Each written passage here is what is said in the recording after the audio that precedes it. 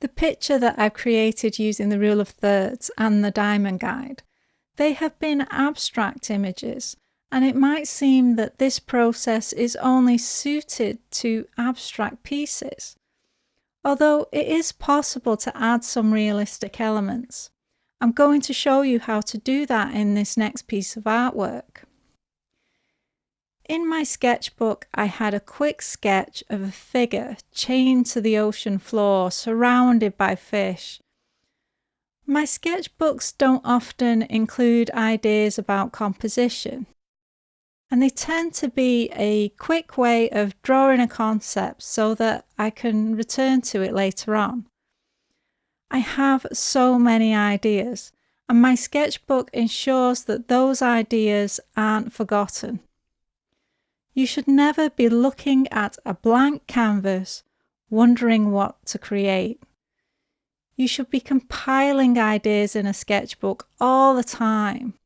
We can have ideas for a painting, and if we don't note them down, we will forget them when we return to the canvas.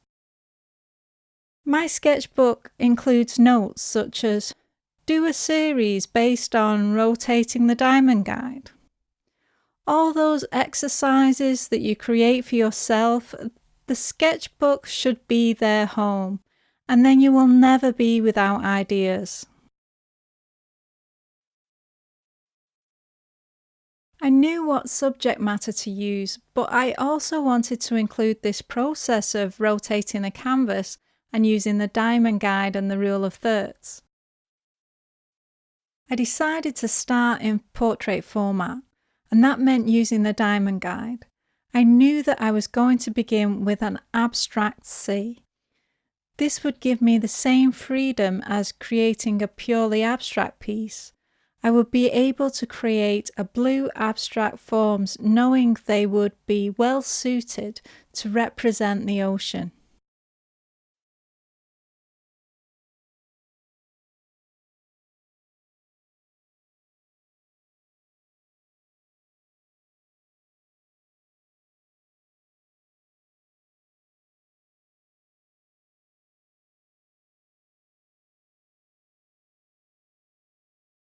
When I place the diamond guide above, you can see that it has a central composition.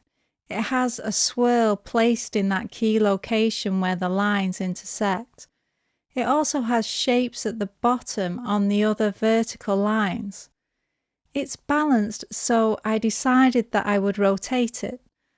I think it helps to make sure it's balanced before it's rotated, because it means that you've used the diamond guide or the rule of thirds as much as you can.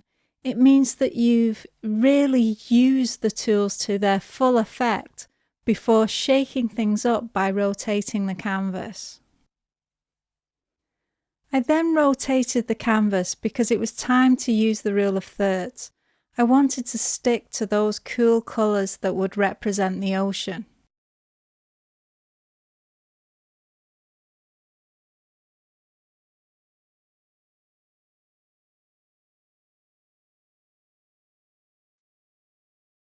This shade of green wasn't too much of a departure from the blue.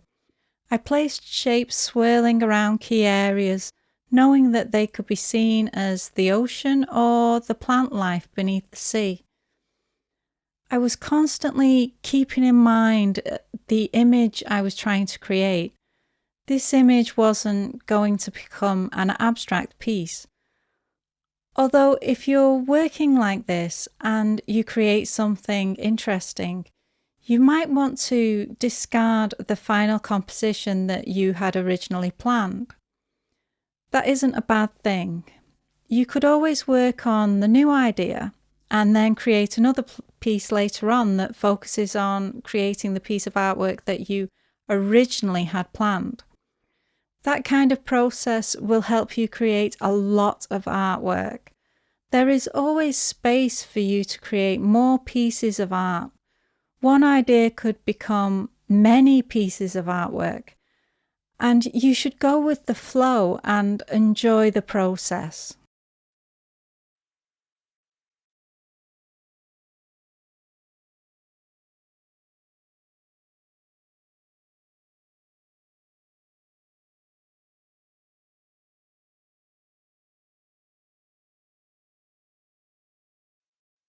I've rotated the canvas again. I could have continued with the ocean, but at this stage I wanted to add some realistic elements. I knew that I was going to rotate the canvas again, but I was painting fish.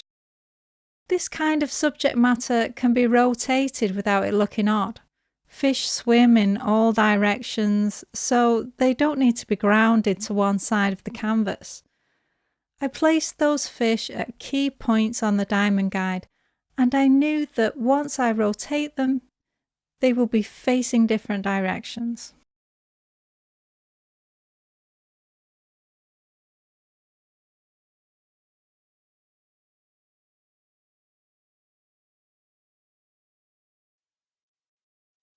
The fish look fine in this position too. I could have drawn people swimming or floating through space, and those things could be added at any point before rotating the canvas. Those things work well because they don't need to be grounded to one side of the canvas. If you're wondering if a piece of subject matter is going to work, ask yourself if it requires something to stand on. If it doesn't, then it will be fine when it's rotated.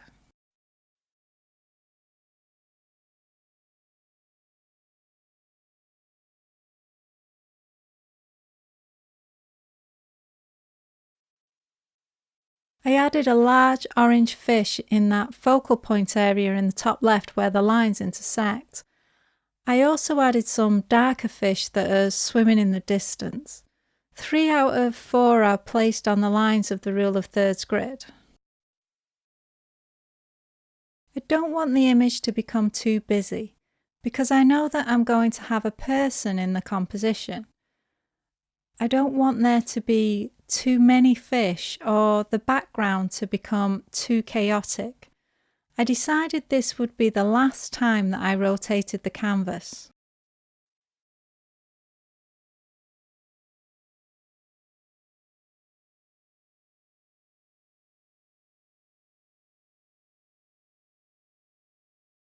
The image is already balanced to the diamond guide because of the fish that is placed where the lines intersect in the top half of the canvas.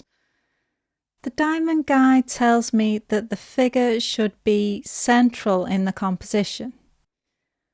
I decided that I didn't want to hide all of the elements on the canvas.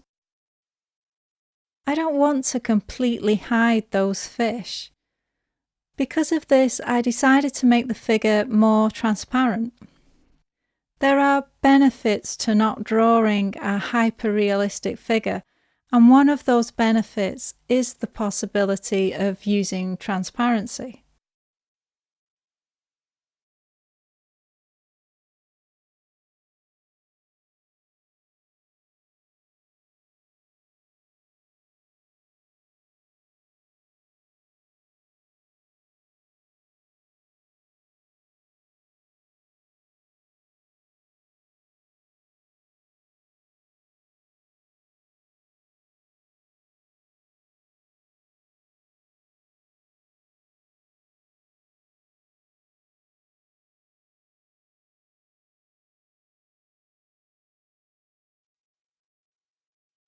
I really like the use of transparency because it lets the orange of the fish shine through the face.